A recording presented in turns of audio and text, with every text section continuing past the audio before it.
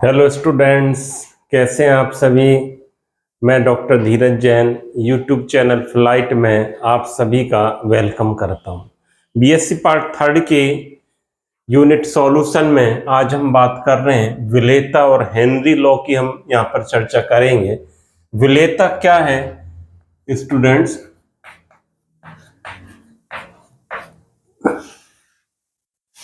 विलेयता को हम देखें, जिसको क्या कहते हैं, सॉल्युबिलिटी।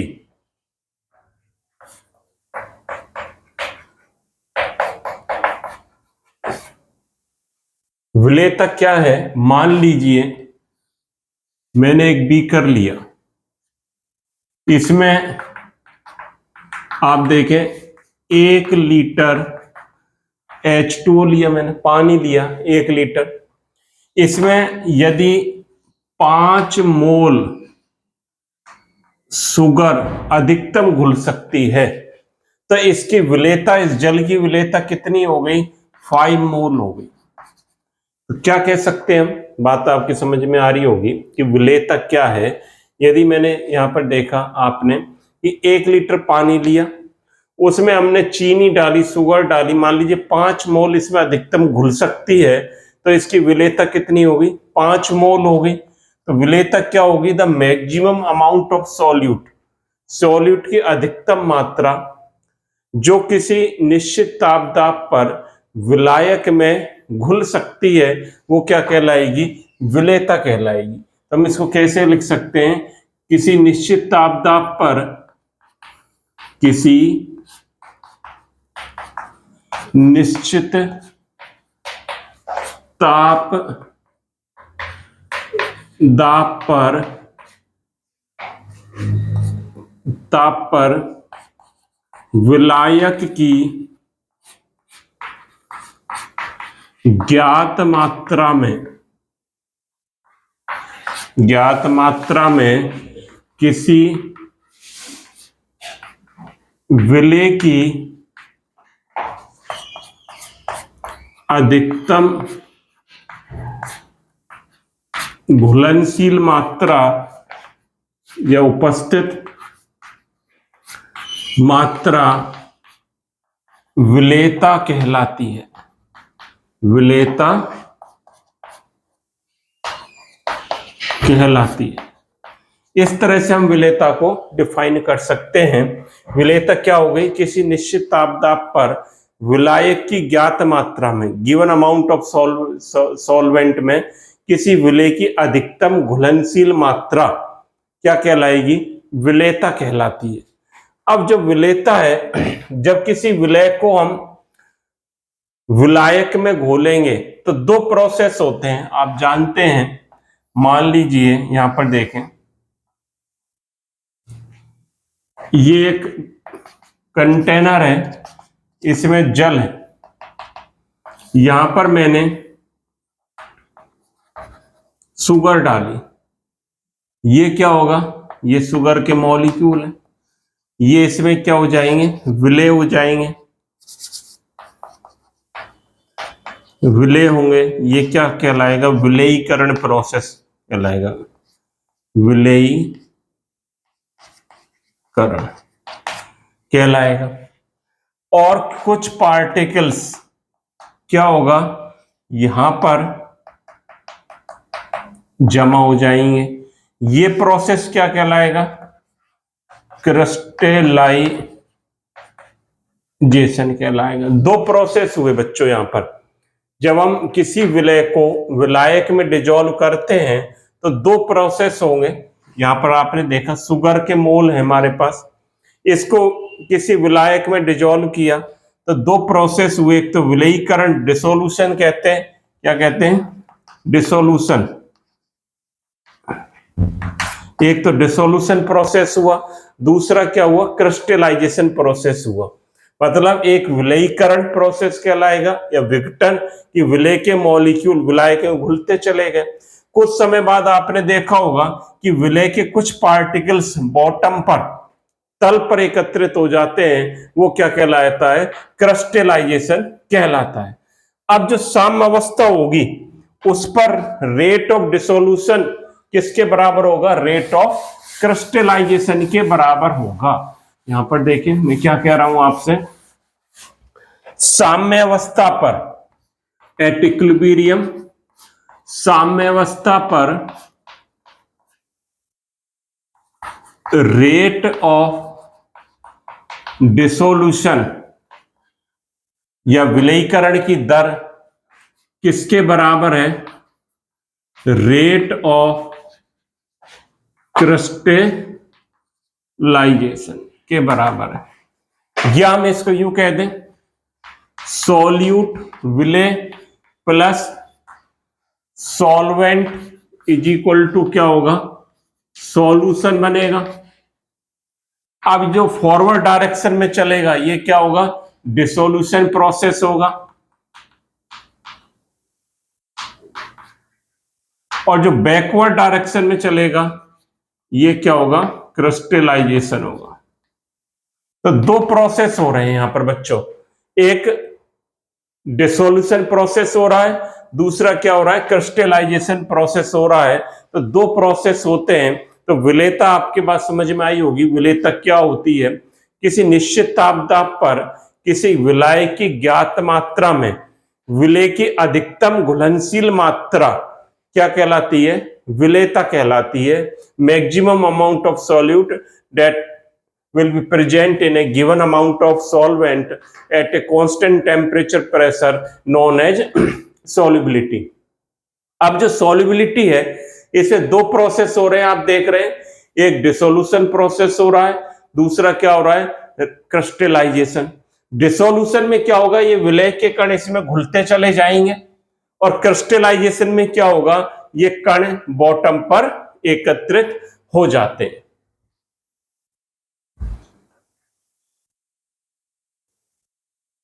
अब देखिए डिसोल्यूशन में क्या होता है? डिसोल्यूशन प्रोसेस क्या है?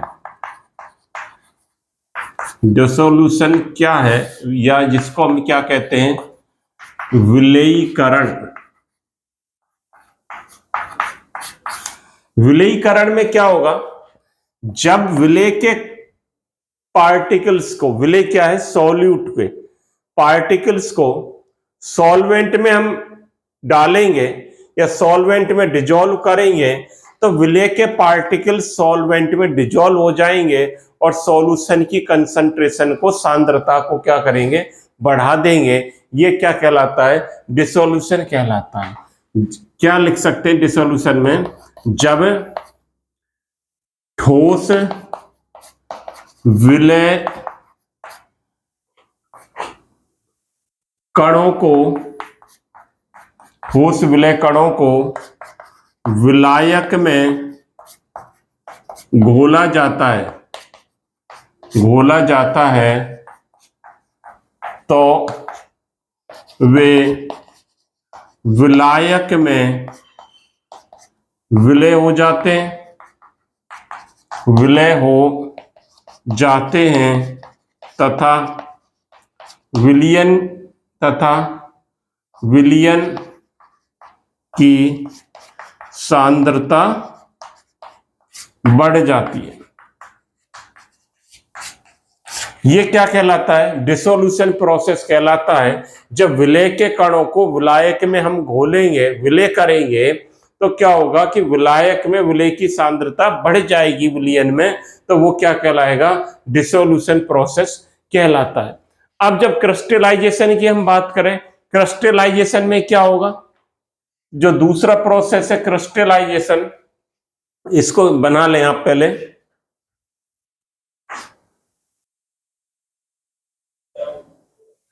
ये आपने देखा, डिसोल्यूशन की बात आपके समझ में आ गई होगी। जब ठोस विलय कणों को विलायक में घोला जाता है तो विलायक में विलय हो जाते हैं तथा विलयन में विलय की सांद्रता बढ़ जाती है। ये क्या कहलाता है? विलयीकरण कहलाता है।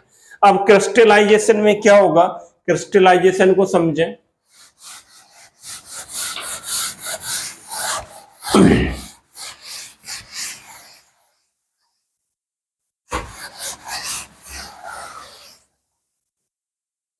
देखिए जो क्रिस्टलाइजेशन है वहां क्या होगा? क्रिस्टलाइजेशन में क्या होगा? सॉल्यूट के particles, solute particles colloid with solid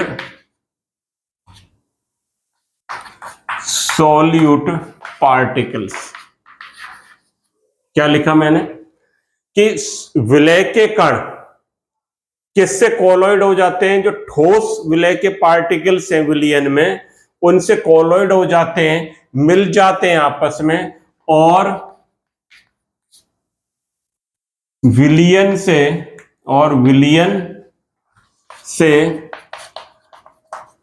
अलग हो जाते हैं। क्या कहलाता है? क्रिस्टलीकरण प्रोसेस कहलाता है।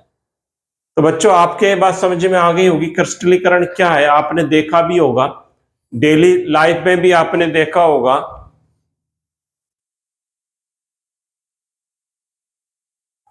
आपने इसको देखा होगा, जब किसी पानी में हम शुगर को डिजोल्व करते हैं तो एक स्टेज ऐसी आती है, मान लीजिए जब शरबत पीते हैं, शिकंजी पीते हैं, तो चीनी को पानी में घोलते हैं, और जब पानी में घोलते हैं एक स्टेज ऐसी आती है चीनी घुलना बंद हो जाती है, और वो क्या होगा? वो पार्टिकल्स, कुछ पार्टिकल्स बॉटम पर कलेक्ट हो जाते हैं, वो क्या हुआ? क्रिस्टलाइजेशन प्रोसेस कहलाता है। ये बात आपके समझ में आ गई होगी। आगे हम देखते हैं अब इसमें जो विलेयता है वो किस किस पर निर्भर करती है। विलेयता किस किस पर निर्भर करेगी? देखिए,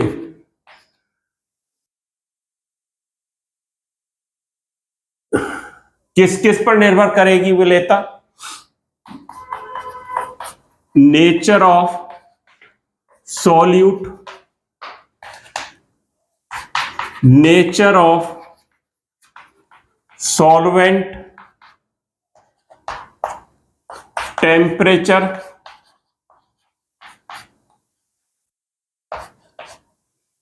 और प्रेशर।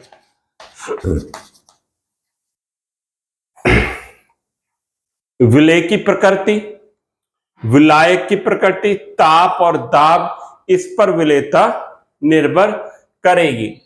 अब मान लीजिए हम किसी सॉलिड पार्टिकल्स को लिक्विड में क्या करें? विलय करते हैं। इसको समझें, इस बात को, इंपॉर्टेंट है। यदि हम किसी सॉलिड पार्टिकल्स को लिक्विड में विलय करेंगे तो क्या होगा? यहां पर देखिए, सॉलिड जो है, सॉलिड सॉल्यूट है हमारा, और हम किस में विलय कर रहे हैं? लिक्विड में इसको डिजोल्व कर रहे हैं, डिजोल्व कर रहे हैं, इसको हम विलय कर रहे हैं। अब यहां पर देखिए, इसको हिंदी में लिख देते हैं, विलय कर रहे हैं इसको लिक्विड में। अब जब सॉलिड सॉल्यूट को जब लिक्विड में हम विलय करेंगे, क्या किस किस पर डिपेंड करेगा? Nature of solute, nature of solvent, temperature और प्रेशर। आप पढ़ते हुए आए हो छोटी क्लास में कि समान समान को घोलता है, लाइक डिजोल्व टू लाइक। ये आपने पढ़ा है कि समान समान को घोलता है। क्या मतलब हुआ इसका? Like dissolve like.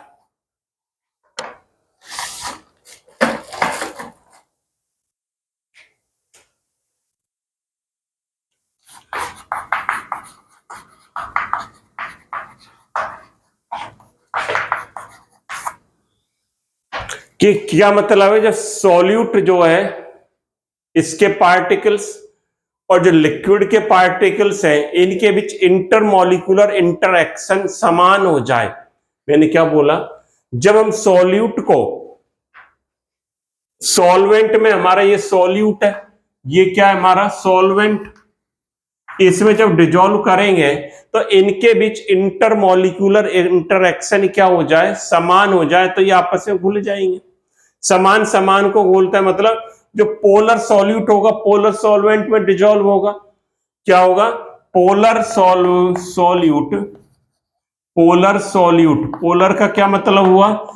ध्रुवीय। ध्रुवीय विलय किसमें डिजोल्व होगा? पोलर सॉल्वेंट में, ध्रुवीय विलायक में। और जो नॉन पोलर सॉल्यूट होंगे वो नॉन पोलर सॉल्वेंट में डिजोल्व होंगे। अब सर ये पोलर सॉल्वेंट कौन से होते हैं? आप जानते हो, H2O है, NH3 है, HF है, CH3COOH है और ROH एल्कोहल है, ये लिख देते हैं। ये क्या होते हैं? पोलर सॉल्वेंट होते हैं कि ध्रुवीय विलायक हैं, इसमें ध्रुवीय विलय ही विलयनशील रहेगा, विलय रहेगा। और जो नॉन पोलर है सॉल्यूट, नॉन पोलर अध्रुवीय, नॉन पोलर सॉल्यूट किसमें डिजोल्व रहेंगे? Non polar solvent. Non polar solvent कौन से हैं? बेंजीन है, टोलुइन है, एनहेक्सेन है, ऑक्टेन है, CCl4 है। ये सब क्या है? नॉन पोलर सॉल्वेंट है। आप बस पढ़ते हुए आए हो, ये चीजें नई नहीं है आपके लिए कि जो ध्रुवीय विलायक ध्रुवीय विलायक में विलयशील रहेंगे, अध्रुवीय विलायक में विलयशील रहेंगे। जो ध्रुवीय विलय है वो ध्रुवीय में रहेंगे। ध्रुवीय कौन से? Water, NH3, HF, acetic acid. और जो नॉन पोलर है बेंजीन, टोलुइन, एनहेक्सेन, ऑक्टेन, CCl4, इसमें विलयशील रहते हैं।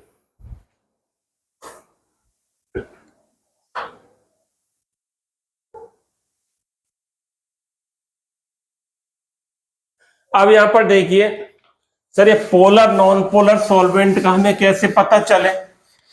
अब यहां पर देखिए, आपने पढ़ा होगा जब म्यू डाइपोल मूवमेंट, ये क्या है? Dipole movement mu is equal to 0 हो तो हमारा सॉल्वेंट कैसा होगा? Non polar.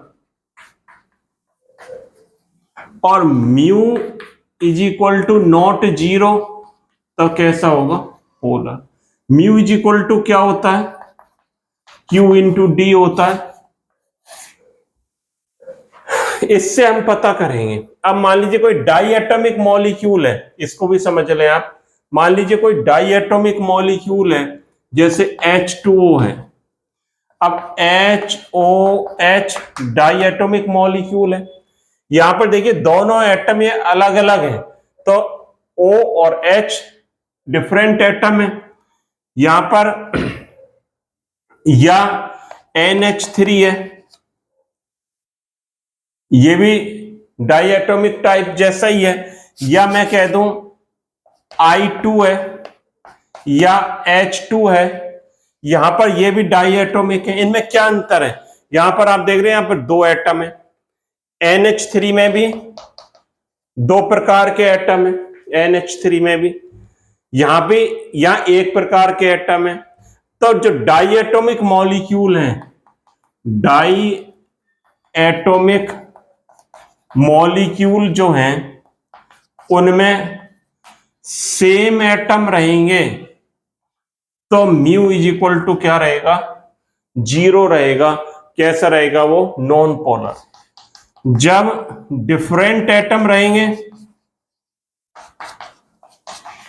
तो म्यू नॉट इक्वल टू 0, तो कैसा हो जाएगा? पोलर हो जाएगा। इसको आप नोट करना। और लिखना चाहो डाई एटॉमिक में, जैसे HCl है, ये भी डाई एटॉमिक है।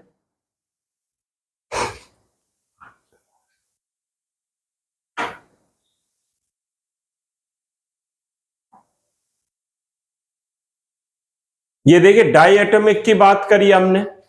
अब पॉलीएटॉमिक की सर क्या होगा, पॉलीएटॉमिक मॉलिक्यूल में क्या होगा उसको भी समझ लें एक बार।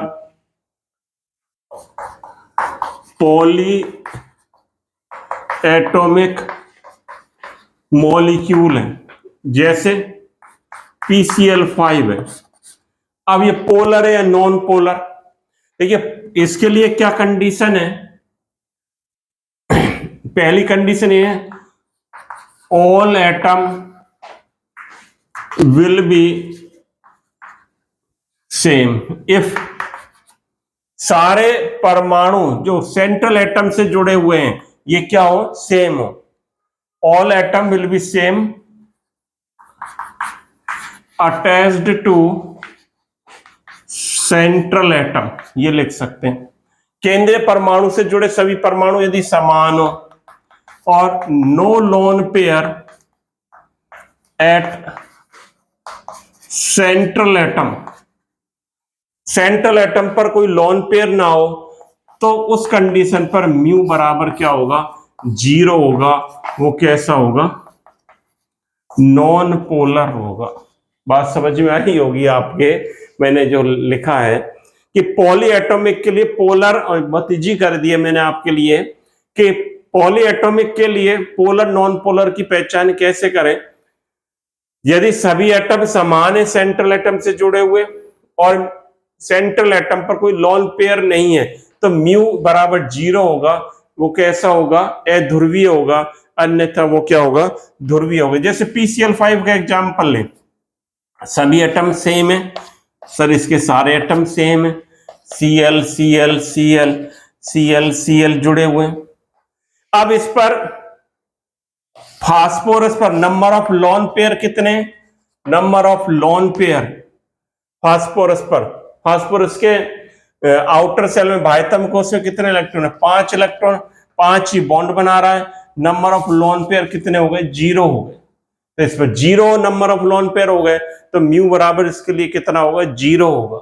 इसी प्रकार जैसे CCl4 है, Cl सारे सेम है, कार्बन की कितनी आउटर सेल में 4 होते हैं, 4 ये बॉन्ड बना रहा है, तो number of lone pair carbon पर 0। ये दोनों कैसे होंगे, नॉन पोलर होगा। दोनों बात आ गई होगी आपके समझ में कि दोनों में ऐसे लिख सकता हूं, आपको ये पढ़ा हुआ लग रहा होगा। यदि सेंट्रल एटम पर सारे एटम सेम जुड़े, कोई लोन पेयर नहीं है, तो वो कैसा होगा, नॉन पोलर होगा। जैसे PCl5 है, CCl4 है, और भी बहुत सारे एग्जाम्पल हैं, तो वो आप उनको देख सकते हैं।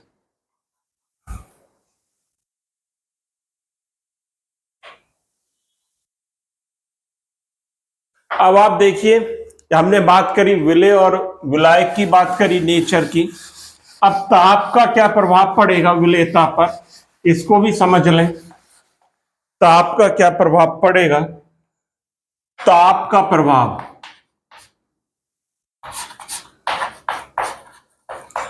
देखिए यदि डिसोल्यूशन प्रोसेस, विलयीकरण प्रोसेस ऊष्मा शोषी है, शॉर्ट में लिख लें, इफ डिसोल्यूशन प्रोसेस, विलयीकरण प्रोसेस कैसा है, एंडोथर्मिक, ऊष्मा शोषी जिसको बोलते हैं, date means delta H greater than 0, ये क्या है, डिसोल्यूशन।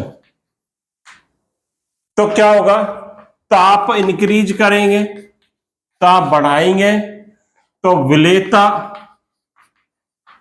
क्या होगी, बढ़ेगी। यदि ताप डिक्रीज करेंगे, तो विलेयता भी क्या होगी, डिक्रीज होगी। दूसरा प्रभाव क्या है, बी, यदि विलयीकरण प्रोसेस या डिसोल्यूशन प्रोसेस ऊष्माक्षेपी है, इफ डिसोल्यूशन प्रोसेस कैसा है, ऊष्माक्षेपी, that means delta H less than 0। यदि डेल्टा H लेस देन 0 है, तो क्या होगा, ताप बढ़ाएंगे तो विलेयता क्या होगी, डिक्रीज होगी, और ताप घटाएंगे उल्टा होगा, तो विलेयता क्या होगी, बढ़ेगी। यह प्रभाव होगा ताप का। दाब का क्या प्रभाव होता है, देखिए जो सॉलिड होते हैं, ठोस होते हैं, और जो द्रव होते हैं उन पर दाब का कोई विशेष प्रभाव नहीं होता है, क्योंकि हाईली इनकम्प्रेसिबल होते हैं सॉलिड, और जो लिक्विड होते हैं एक कॉम्पैक्ट स्ट्रक्चर रहती है, कॉम्पैक्ट नेचर रहती है, इसलिए दाब का जो प्रभाव है, तो आप क्या लिखेंगे दाब के प्रभाव में, कि दाब का जो ठोस और लिक्विड होते हैं उन पर कोई महत्वपूर्ण प्रभाव नहीं पड़ता है दाब का। इतना आप इसको नोट कर लें।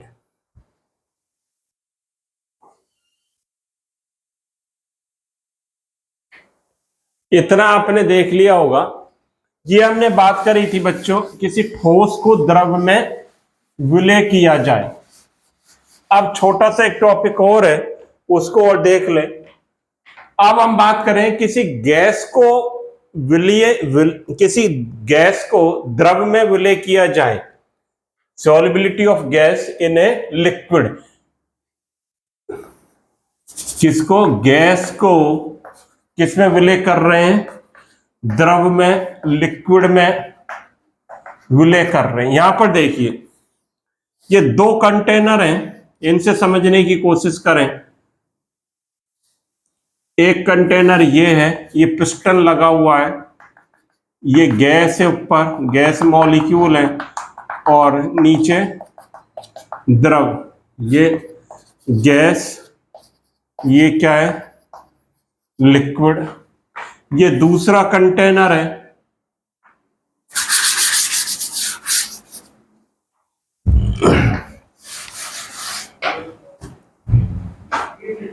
ये दूसरा कंटेनर बना हुआ है,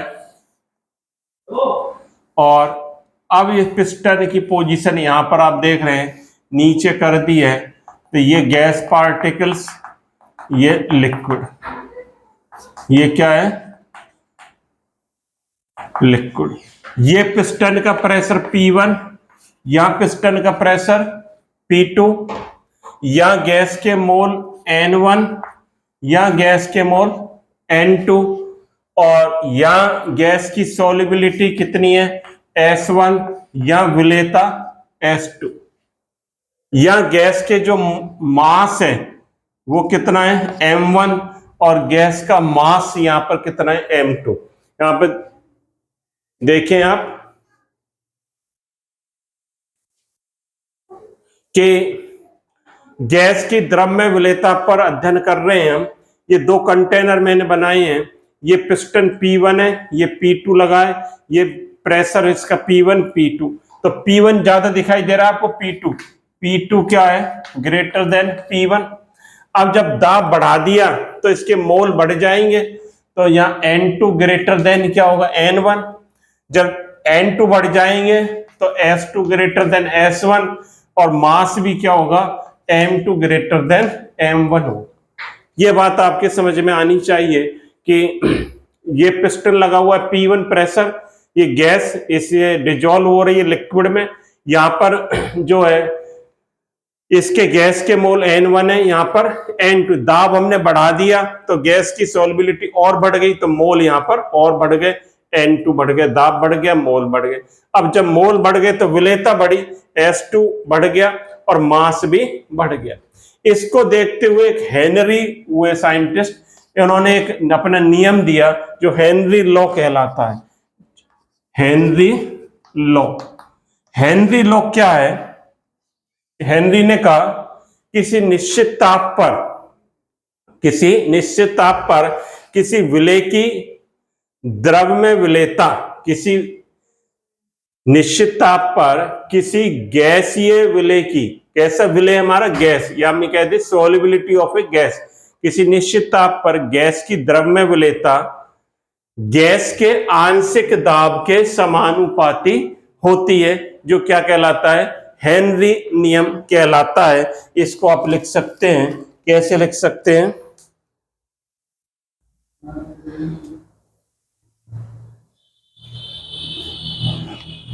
मैं इसको हटा देता हूं,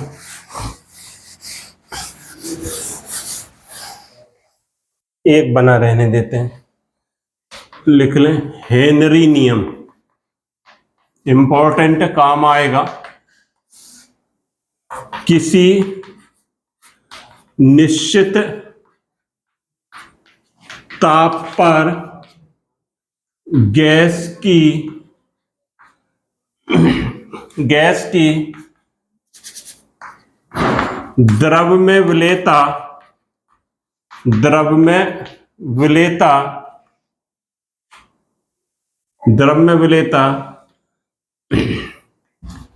द्रव की सतह पर गैस द्वारा लगाए गए आंशिक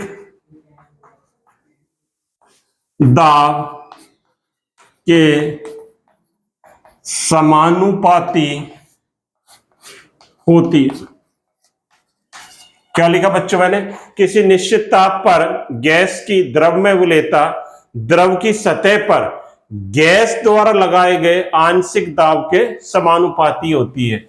जो विलेयता है एस किसके समानुपाती है, आंशिक दाब पी गैस, ये आंशिक दाब हो गया पी गैस, इसके समानुपाती है। इस चिन्ह को हटाएंगे, S is equal to K H P gas, ये हो गया S is equal to K H P gas. के एच क्या है यहां पर, के एच क्या है, हेनरी नियतांक, क्या है, हेनरी नियतांक। इसको आप नोट कर सकते हैं।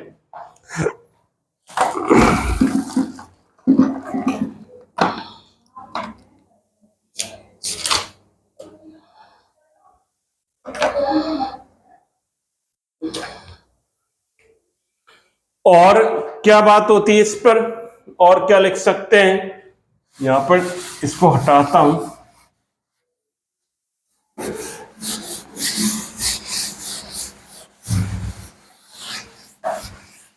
देखिए हेनरी ने क्या कहा, हेनरी ने कहा एस प्रोपोर्शनल पी गैस और S is equal to K H P gas, ये हेनरी ने कहा। और जो आंशिक दाब है पी गैस, ये किसके प्रोपोर्शनल होता है, काई, ये क्या है, काई, मोल भिन्न के समानुपाती होता है।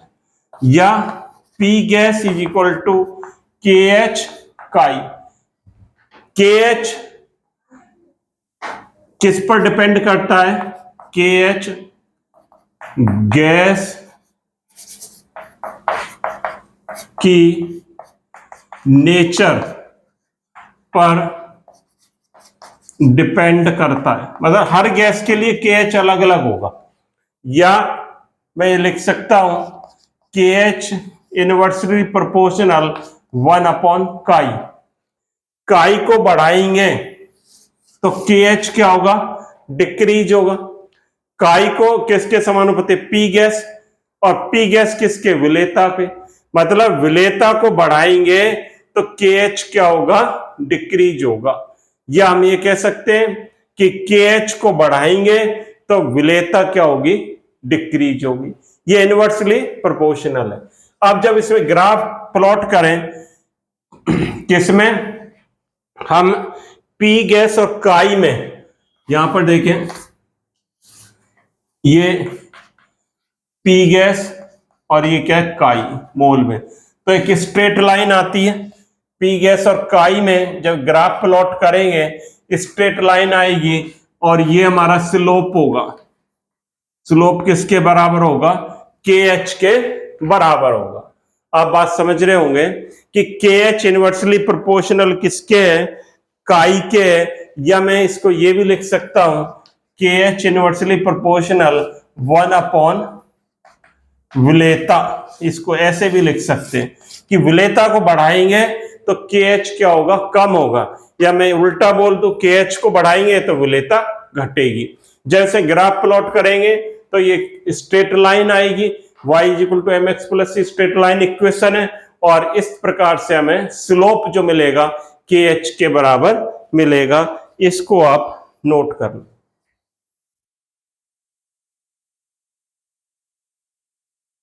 एक अब हेनरी नियम की जो है लिमिटेशंस क्या है, सीमाएं क्या है, तो सीमाएं हम क्या लिख सकते हैं। नंबर 1, ताप बहुत अधिक कम नहीं होना चाहिए, ताप बहुत ज्यादा कम नहीं होना चाहिए। नंबर 2, दाब बहुत अधिक नहीं होना चाहिए, दाब बहुत अधिक नहीं होना चाहिए।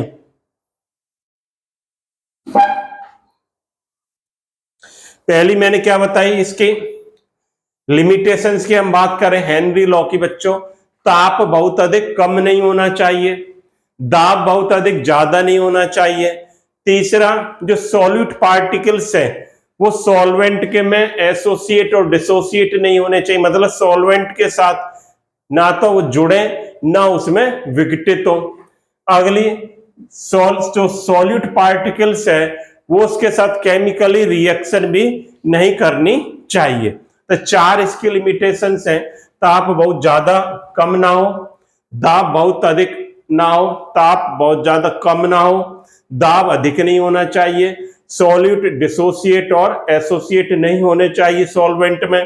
और चौथा नंबर क्या है कि जो सॉल्यूट है वो सॉल्वेंट के साथ रासायनिक रूप से अभिक्रिया नहीं करनी चाहिए। तो यह बच्चों आज आपने हेनरी नियम को सीखा और विलेयता को सीखा। आपको अच्छा लगा होगा।